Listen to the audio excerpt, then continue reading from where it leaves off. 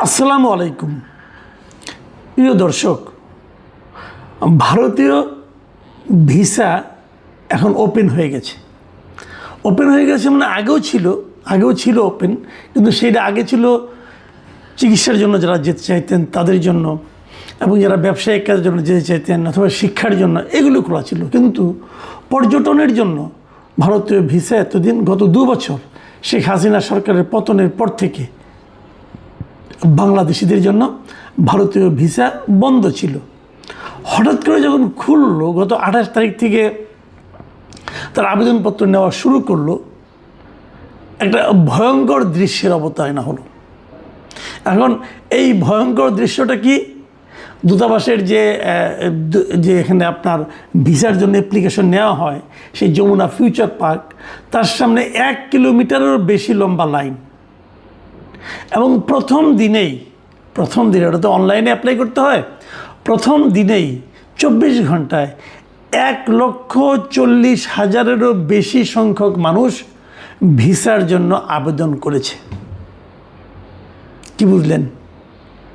আমরা গত 1.5 বছর 2 বছর ধরে একটা স্লোগান বাংলাদেশে বহুল উচ্চারিত হতে দেখেছি।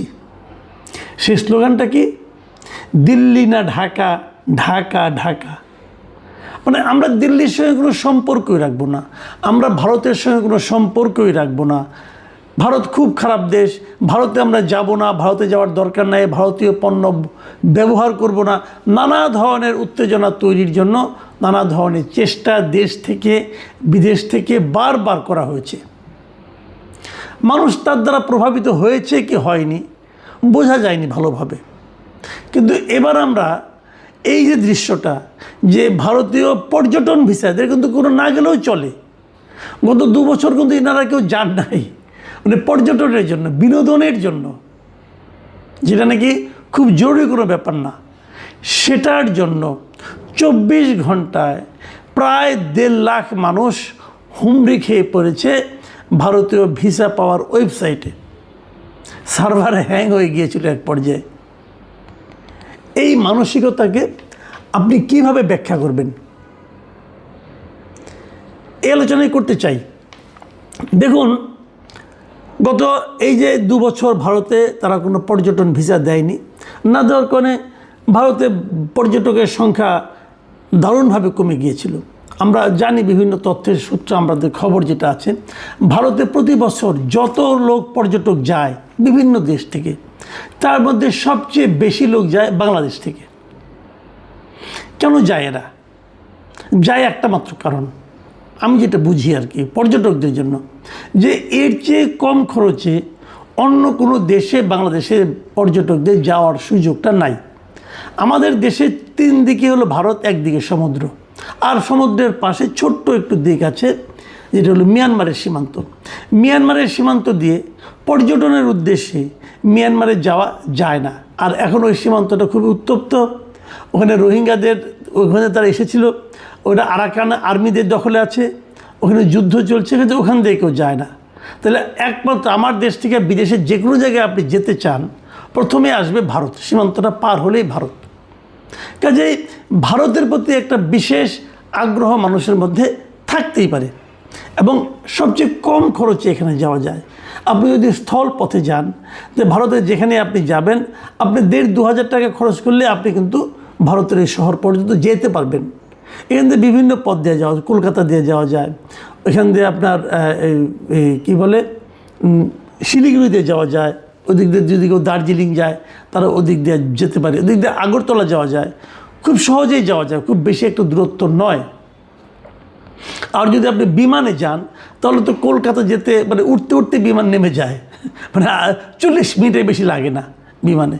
কাজে এটা কাছে, খরচ কম, ওখানে ভাষার সমস্যাটা কম। বাংলা ভাষা, আপনি যদি পশ্চিমবঙ্গে থাকেন বাংলায় কথা বলতে পারবেন, এর বাইরে গেলে হিন্দি, ইংরেজি। আমাদের দেশের মানুষরা বাংলার পরে হিন্দি ভালোই বুঝে, হয়তো বলতে পারে না, বুঝে। কাজেই সেটাও একটা কারণ কিন্তু হতে পারে। সাংস্কৃতিক একটা যোগাযোগ আছে, কিন্তু হিন্দি সিনেমা তো আমরা সবসময় দেখি টিভিতে। কাজে এইগুলি সবগুলি কিন্তু এক একটা কারণ হতে পারে। আবার ধরুন, ভারতের দেখার মতো অনেক আছে, ভারত অনেক বড় দেশ, যারা পর্যটনের জন্য যায় তারা যদি মনে করেন বরফ দেখতে যায়, বরফ দেখতে পারে। ভারতে দেখার মতো অনেক কিছু আছে। অনেকে কেনাকাটা করতে যায়, ঈদের কেনাকাটা অথবা বিয়ের কেনাকাটা, অনেকে ভারতে যায়। কিন্তু এই সমস্ত কারণে ভারতে, কিন্তু এইগুলো কোনোটাই কিন্তু একদম কম্বলচরি না। এটা না হলে মানুষের জীবন বাঁচবে না তা কিন্তু নয়। দেখুন গত 2 বছরে ভারতে এই পর্যটকরা যেতে পারেনি। না যেতে পারে আমাদের দেশে মানুষরা কি সব মারা গিয়েছিল? আমাদের দেশের ধরেন সীমান্তবর্তী এলাকাগুলো, আমাদের এখানে লোকজনকে ব্যবসা বাতি সব গুটিয়ে ফেলেছিল, তাও তো গুটায়নি। আমাদের মানে মানুষের মন কি খুব খারাপ থাকতো আমি যেতে পারছি না? তাও কিন্তু নয়। তাহলে সমস্যাটা কাদের হয়েছিল? সমস্যাটা কিন্তু ওদের হয়েছিল। কলকাতায় যে এলাকাগুলিতে বাঙালিরা যে থাকে, যে নিউ মার্কেটের আশেপাশে সদর স্ট্রিট, এই যে জায়গাগুলো আছে, এই জায়গাগুলোতে গত 2 বছরে ব্যবসা বাণিজ্যের ধস নেমেছিল। এবং ভারতীয় পত্রপত্রিকায় এটা নিয়ে নানা রকম রিপোর্ট হয়েছে। 2024-25 অর্থ বছরে এই ব্যবসায়ীদের 1000 কোটি রুপির মতো ক্ষতি হয়েছিল। তাদের মুনাফা এটা হতে পারে, এটা ব্যবসাটা হয়নি। তাদের ক্ষতিটা ওদেরই বেশি হয়েছিল। শিলিগুড়িতে যারা দার্জিলিং যেত তারা জানে, শিলিগুড়ি, দার্জিলিং এই এলাকাগুলিতে বাংলাদেশি পর্যটকরা একেবারেই ছিল না, ওদের ব্যবসাও খুব খারাপ ছিল। সীমান্তবর্তী যে ব্যবসাগুলি যেখানে আছে সেখানেও ব্যবসা কিন্তু খুবই ভয়ঙ্কর রকম খারাপ ছিল। তো ক্ষতি যদি হয় তাদের হয়েছে, তো আমাদের তেমন কোনো ক্ষতি হয়নি। কিন্তু যাওয়ার সুযোগ পেয়ে এই যে হুমড়ি খেয়ে পড়া, এই মানসিকতাটা আপনারা কিন্তু চিন্তা করে দেখতে পারেন। কেন?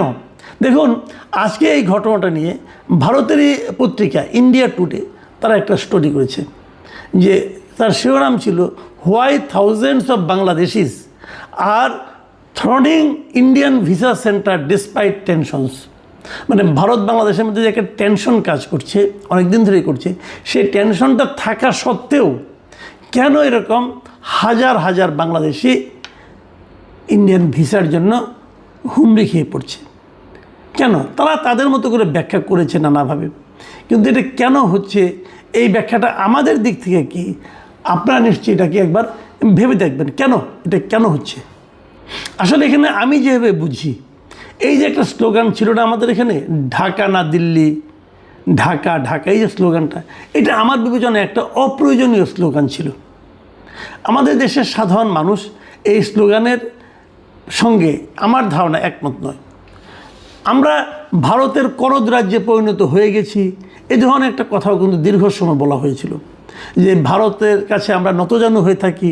এটাও বলা হয়েছিল আগের সরকারের আমলে, বিশেষ করে আওয়ামী লীগ সরকার আমলে এই ধরনের ওদের বিরুদ্ধে এটা একটা কমন প্রচারণা ছিল। কোনো সন্দেহ নেই যে আওয়ামী লীগ সরকারের সঙ্গে ভারত সরকারের এক ধরনের সখ্য, এক ধরনের বন্ধুত্ব, ভালোবাসার সম্পর্ক ছিল। সেই সম্পর্কটা মাঝে মাঝে আমরা বিব্রতই হতাম, কারণ যখন আমাদের কোনো মন্ত্রী বলতো ভারতের সঙ্গে আমাদের স্বামী স্ত্রীর সম্পর্ক, এটা শুনতে আর যাই হোক আমাদের ভালো লাগতো না, কিন্তু উনি বলে আনন্দ পেতেন। আমাদের ওই সময়কার প্রধানমন্ত্রী শেখ হাসিনা বলতেন, ভারতকে যা দিয়েছি ভারত চিরজীবন তা মনে রাখবে। হয়তো সেই মনে রাখারই প্রতিদান ভারত এখন দিচ্ছে আওয়ামী লীগের সেই পলায়নকারী লোকগুলো, যে নেতাগুলো, তাদেরকে ভারত তাদের এখানে আশ্রয় দিয়ে রেখেছে। এটা হতে পারে প্রতিদান, কিন্তু এগুলো আমরা খুব এনজয় করিনি। কিন্তু এর সঙ্গে আমাদের সরকার ওদের সরকার কি করছে না করছে, এর সঙ্গে কিন্তু ভারতের জনগণ এবং আমাদের জনগণের মধ্যে কী সম্পর্ক, সেই সম্পর্কটা কিন্তু নির্ভর আসলে করে না। যারা বিএনপি করতো তারা কি ভারত যেতেন না? যারা এমনকি এই যে দিল্লি না ঢাকায় যে স্লোগানের উদ্যোক্তা জামাত শিবির অথবা ধরেন আপনার এনসিপি, তারা কি ভারত যান না, যেতেন না? আমরা তো এই সময়ও দেখলাম যে সার্জিস আলম তার পিতার চিকিৎসার জন্য ভারতে গিয়েছেন, সেই ছবিও আমরা দেখলাম। কাজেই এটা কিন্তু সাধারণ জনগণের, মাস পিপলের সেন্টিমেন্ট না। এই যে স্লোগানটা আমাদের এখানে দেওয়া হতো, এই যে দিল্লি না ঢাকা, এটা আসলে ছিল একটা রাজনৈতিক স্লোগান। ভারত বিরোধিতা এই জিনিসটা আমাদের এখানে রাজনীতিবিদদের জন্য খুব মানে লাভজনক একটা, খুব মতলবী একটা টপিক। তারা এটা নিয়ে কথা বলে আরাম পায়, এটা নিয়ে মানুষের মধ্যে হুজুগ তৈরি করে আনন্দ পায়। কিন্তু আমাদের এবং ভারতের সম্পর্কটা আসলে পরস্পরের সঙ্গে আমি মনে করি যে খুবই গতিশীল সম্পর্ক। মানে ভারত ছাড়া আমাদের চলে না, আমাদের ছাড়াও ভারতের চলে না। ভারত যতই বলুক তোমাদের আমাদের লাগবে না ভাই, এই যে আপনাদের কত অর্থ বছরের যে অবস্থা, কলকাতার যে দোকানগুলির যে অবস্থা, বিভিন্ন সীমান্তবর্তী এলাকাগুলির যে অবস্থা, পর্যটনের যে অবস্থা, যে দেশের সবচেয়ে বেশি পর্যটক আপনার দেশে আসে, তাদের ছাড়া আপনাদের চলবে কেন? এটা একটা ইনকাম না আপনাদের? এটা একটা বড় ইনকাম। আপনাদের হলো আমাদের লাগবে, আবার ধরুন আমাদেরও কিন্তু ভারতকে লাগবে, কারণ আমরা বিভিন্ন কিছু ভারত থেকে ইম্পোর্ট করি। যখনই আমাদের কোনো ধরনের খাদ্যপণ্যের সমস্যা হয়, চাউলের সংকট হয়, পেঁয়াজের সংকট হয়, আমরা কিন্তু ভারত থেকে ইম্পোর্ট করি, কারণ সেখান থেকে ইম্পোর্ট করতে গেলে আমাদের খরচটা কমে যায়। তো ওইখান থেকে ভারত থেকে কোনো পণ্য আমাদের এখানে কিনলে পরে আমাদের স্বাধীনতা বিলুপ্ত হয়ে যায় না। আবার ভারতকে সব কিছু দিয়ে দেওয়ার যে মানসিকতা, যেটা নাকি শেখ হাসিনা আমলে ছিল, সেটাও আমাদের জন্য আনন্দ, আমাদেরকে কোনোরকম আনন্দ দেয় না, ওটাও আমরা চাই না। আমরা আমাদের স্বাধীনতা সার্বভৌমত্বকে রক্ষা রেখে, টিকিয়ে রেখে আমরা ভারতের সঙ্গে সম্পর্ক রাখতে চাই। আমাদের প্রতিবেশী দেশ, অবশ্যই আমরা ভারতে যাব, কারণ কম খরচে পর্যটন ওখানেই আপনি করতে পারবেন। কোথায়? এই যে বড় বড় এই যে আপনার 1 কিলোমিটার লম্বা লাইন হলো যমুনা ফিউচার পার্কের সামনে, মানে ভিসা কেন্দ্রের সামনে, এখানে তো কেউ স্লোগান দিল না দিল্লি না ঢাকা, তোমরা দিল্লি যেও না, কেউ তো বললো না।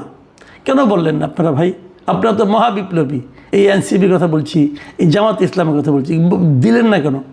আমার তো ধারণা ওই লাইনের মধ্যে বহু এনসিপির সমর্থক এবং জামাতের সমর্থককে পাওয়া যাবে। কাজেই এটা, এই যে গায়ের জোরে ঝগড়া করা, পায়ে পা দিয়ে ঝগড়া করা, এটা জরুরি না আমাদের জন্য। আমরা পারস্পরিক সহাবস্থানে বিশ্বাস করতে চাই। আমরা চাই যে প্রতিবেশীর সঙ্গে আমাদের সুসম্পর্ক বজায় থাকুক, কারণ সেটাই দুই দেশের জনগণের জন্য ভালো। দুই দেশের সরকারের জন্য কি ভালো কি মন্দ ওটা ওনারা দেখুন, ওটা নিয়ে আমাদের মাথা ব্যথা নাই। আমরা আমাদের ভালোটা বুঝতে চাই। এই যে 2 দিন পর পর পুশ ইন পুশ ব্যাকের যে খেলা চলে, এটা আমরা জনগণ এনজয় করি না। এটা সরকারের উচিত সরকারি পর্যায়ে এসব মীমাংসা করা।